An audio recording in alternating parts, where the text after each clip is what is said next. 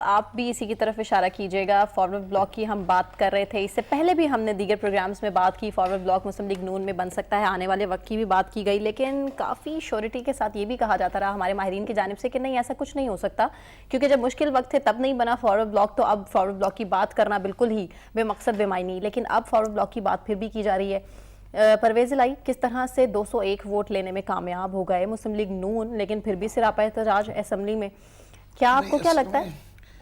ابھی forward block تو نہیں بنا, ابھی تو یہ ناراض ارکان ہیں جنہوں نے چھپ کے ووٹ دیا ہے. لیکن انڈیکیشن کیا ہے شعیب صاحب, اس کی اور تو کچھ نہیں ہے نا؟ میں اس کی زعیم قادری کی سے پہلے مثال, چودھری صاحب کی سے پہلے مثال, وہ زعیم قادری وہ لوگ الیکشن سے پہلے چھوڑ گئے تھے, وہ اور چیز ہے. جی بات یہ ہے کہ جب مسلم لیگ کاف 2008 کی اسمبلی میں 90 کے قریب سیٹیں لے کے آئی تھی, اور اس کے بعد پہلے دن سے خواجہ حسان کی سربراہی میں 70 قائد اعظم پر ایک سیل بنایا گیا جس کے اندر باقاعدہ اراکین اسمبلی کو توڑنے کا کام شروع ہوا کاف کے.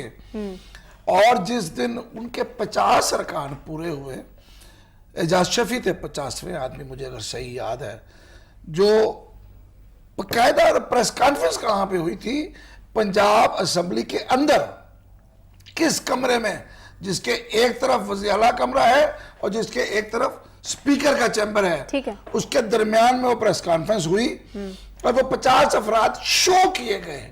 That was a forward block. اگر آپ یہ کریں گے تو تاریخ بڑی ظالم ہے, بہت ہی ظالم ہے. وہ آپ کے سامنے لے آتی ہے, خود کردارہ اپنا آپ کے سامنے آ جاتا ہے, چاکورہ چادر پیش, جو کرو گے وہ بھرو گے. تو آپ نے ایک وقت کیا تھا, آپ کو ضرورت تھی, آج ان کو ضرورت ہے, انتظار کیجئے, تاریخ کا یہی سبق ہے.